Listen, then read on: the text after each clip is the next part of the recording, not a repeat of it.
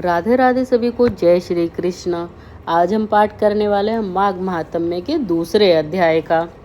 मैंने एक वीडियो में शिव सहस्त्र नाम और शिव सतनामावली, महादेव के 100 नाम और महादेव के 1000 नाम की वीडियो डाल रखी है। माघ माह में आप उसे भी अवश्य सुने। चलिए माघ माह के दूसरे अध्याय का पाठ करते हैं। दूसरा अध्याय। श्री गणेशाय नमः। महर्षि वशिष्ठ का राजा दिलीप को माघ महात्म्य सुनाना। इतनी कथा कहकर श्री सूत जी कहने लगे, हे मुनियों, इस प्रकार महर्षि बैखानस के वचन सुनकर राजा दिलीप ने नम्रतापूर्वक निवेदन करते हुए कहा, हे महाप्रभु, मैं माघ स्नान के फल को और जीव हिंसा द्वारा दूर होने वाले महापाप को नहीं जानता। आप विस्तार पूर्वक समझाने की अनुकंपा करें। राजा के ऐसे वचन सुनकर महर्षि बैखानस कहने लगे, हे राजन, अंधकार का विनाश करने वाले सूर्य भगवान का शीघ्र ही उदय होने वाला है, अतः मुझे इतना अवकाश नहीं है कि मैं आपको माघ स्नान का धर्म विस्तार पूर्वक सुना सकूं। अतः तुम स्नान कर आओ और अपने कुल गुरु वशिष्ठ जी से जाकर उसे विधि पूर्वक श्रवण करो। महर्षि बैखानस के वचन सुनकर राजा दिलीप के अनुचरों सहित वापस जाकर उस सरोवर में स्नान किया और मरे हुए पशुओं को वहीं छोड़ घोड़ों पर सवार होकर अपनी नगरी में आ गए।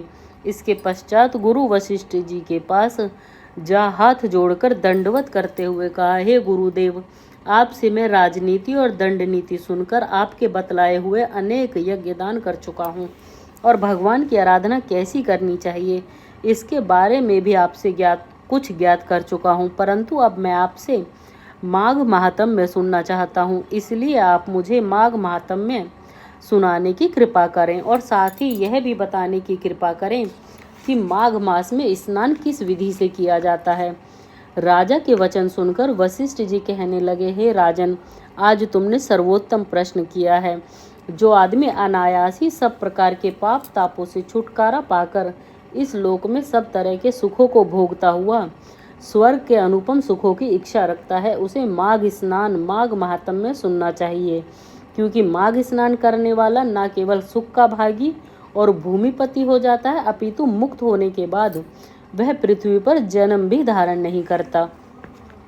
हे राजन, दिव्य दृष्टि वाले महात्माओं ने ऐसा कहा है कि माघ मास में तप और दान के सहित स्नान करने वाले को अनंत फल की प्राप्ति हुआ करती है।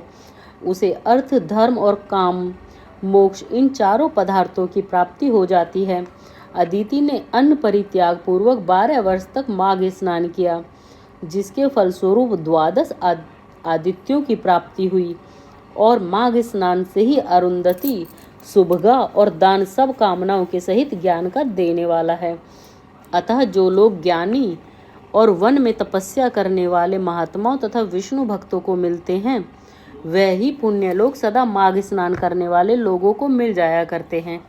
यद्यपि अन्य पुण्यों के क्षीण हो जाने पर लोग देवलोक से लौटकर पृथ्वी पर जन्म धारण किया करते हैं, परंतु माघ स्नान करने वाला फिर भूमि पर लौटकर नहीं आता, अर्थात उसकी मुक्ति हो जाती है। जो व्यक्ति माघ स्नान करके गुड़ तथा तिल दान करता है, उसके पाप दूर हो जाते हैं और वह निर्मल हो जाते हैं। सब दानों में तिल विशेषकर पापों का नाश करने वाला है। इसलिए हे राजन, यत्न पूर्वक माघ मास में तिल दान करें और यथाशक्ति ब्राह्मणों को भोजन करावें। हे राजन, जो मनुष्य माघ मास में स्नान रूपी तप करते हैं, उसे दान के बिना नहीं बिताते। वह अवश्य भक्ति और मुक्ति प्राप्त किया करते हैं, क्योंकि दान से स्वर्ग, दान से ही सुख और दान से ही यश की प्राप्ति होती है और दान से ही सब प्रकार की पीड़ा और महापातक नष्ट होते हैं। दूसरा अध्याय समाप्त हुआ माघ मास का। पूरे माघ महात्म्य को हम इन अध्यायों में जानेंगे। आज की वीडियो में इतना ही। राधे राधे सभी को, जय श्री कृष्ण।